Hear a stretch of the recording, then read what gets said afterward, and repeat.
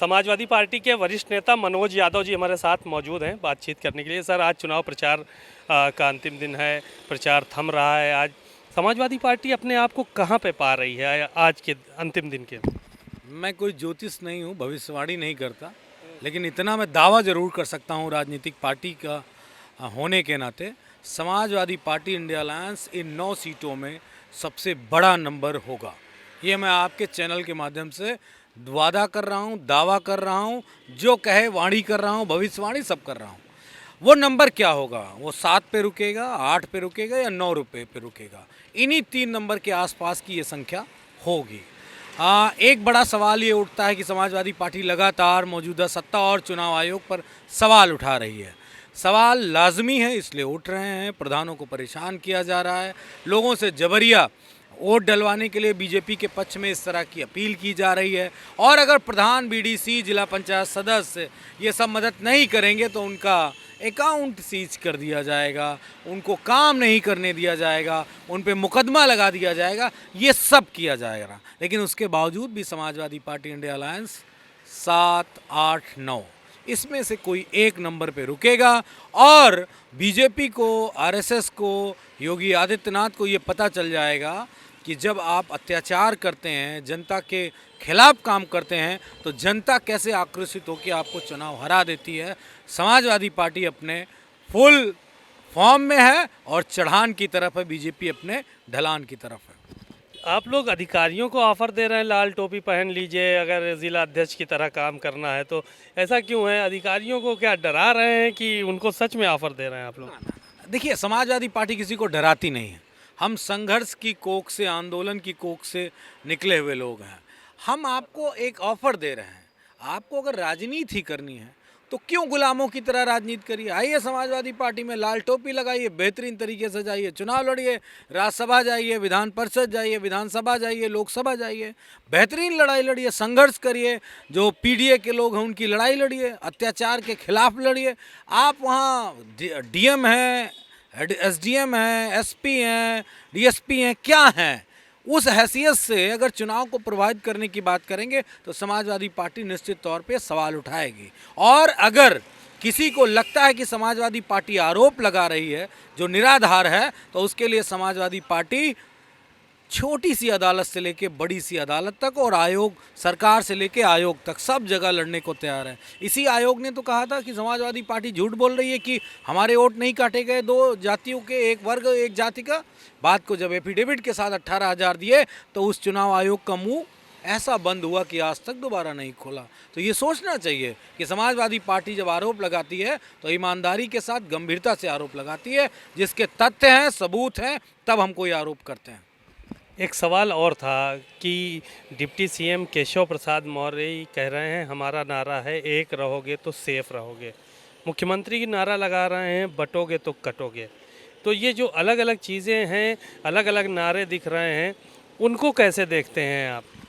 इसमें इतना अंतर है कि एक रहोगे तो नेक रहोगे, ये थोड़ा सा सकारात्मक दृष्टिकोण से है।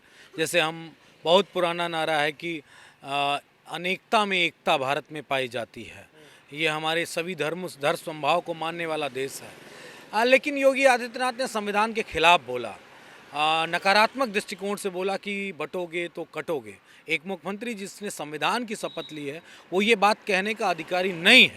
आम जनता तो कह सकती है, कोई पार्टी का कार्यकर्ता तो कह सकता है, लेकिन मुख्यमंत्री नहीं कह सकता, क्योंकि उन्होंने संविधान की शपथ ली और कहा है कि हम आप सबकी रक्षा करेंगे।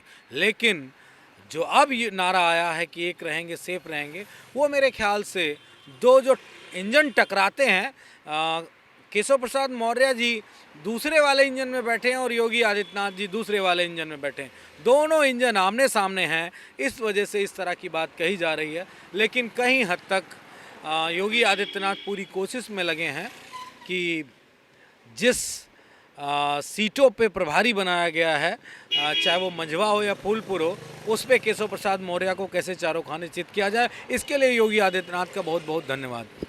अखिलेश जी का कल बयान एक आया था कि मंझुआ में मटन युद्ध हो गया। इस मटन युद्ध को कैसे देख रहे हैं, चुटकियां ले रहे हैं आप लोग? देखिए, तमाम सारी बातें कही जाती हैं कि चुनाव को कैसे इन्फ्लुएंस में लिया जाता है।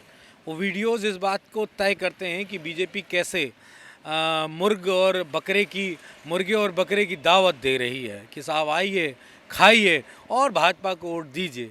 ये वही लोग हैं जो हिंदू राष्ट्र बनाना चाहते हैं। ये वही लोग हैं जो इस देश में बड़ी खान पान को बड़ी पवित्रता के साथ बात करते हैं। लेकिन बात किसकी हो रही है? मटन की। मटन बांटा जा रहा है, चिकन बांटा जा रहा है। तो यानी कि स्पष्ट है कि ना कोई हिंदू राष्ट्रवाद, ना कोई भारतीय कल्चर, ना कोई मांस मछली और इस तरह के गोश्त से कोई परहेज, सब कुछ सत्ता के लिए करेगा, ऐसा योगी आदित्यनाथ और बीजेपी की मौजूदा भाजपा सत्ता करने के लिए उतावली है। मटन युद्ध हुआ, ये बात भी उत्तर प्रदेश के राजनीतिक इतिहास में स्वर्ण अक्षरों से लिखी जाएगी। कहीं खानवा का युद्ध हुआ था, कहीं प्लासी का युद्ध हुआ था, लेकिन उत्तर प्रदेश के मिर्ज़ापुर ज़िले के उस मंझवा सीट पर मटन युद्ध हुआ था, जिसमें लड़ने वाले भाजपाई थे। एक आखिरी सवाल ये है कि संजय निषाद जी बड़ा खामोश बैठे हैं, चुनाव प्रचार के लिए भी कम निकल रहे हैं, जा रहे हैं तो बस ऐसे ही औपचारिकता पूरी कर रहे हैं, ये देखने को मिल रहा है इस चुनाव। वो राजनीतिक धान काटने की जुगाड़ में है, क्योंकि इस वक्त धान की कटाई चल रही है उत्तर प्रदेश में, तो वो धान काटेंगे और वो धान काट के पिटाई कहाँ होगी ये अभी किसी को नहीं पता है। उनकी खामोशी इस बात की पुष्टि करती कि उनकी 2 सीटें थीं जो उनके गठबंधन से लड़ी गई थी और उनकी पार्टी लड़ी थी। बड़ा योगदान संजय निषाद का बीजेपी को एक बड़ा बहुमत दिलाने में था। उसमें अगर उनको इग्नोर किया गया, किनारे किया गया, तो कोई और दूसरा राजनीतिक दल या नेता होता तो अब तक बीजेपी को उनकी हैसियत बता देता चुनाव से पहले ही। लेकिन मैं धन्यवाद दूंगा कि वो चुनाव के बाद बताएंगे हैसियत, और शायद योगी आदित्यनाथ, बीजेपी, आरएसएस को ये पता चलेगा कि जो पीडीए के लोग हैं उनका अगर आप हक अधिकार काटोगे, वो चाहे भाजपा हो चाहे सपा हो, अगर कटेगा तो वो जवाब जरूर देंगे। वैसे एक है ना विधायक जी लखीमपुर वाले, उनकी तो कुटाई भी कर दी थी क्योंकि वो पीडीए से आते थे। ये पीडीए से उनको हिंसात्मक रूप से मारा गया, शारीरिक रूप से उनको प्रताड़ित किया गया।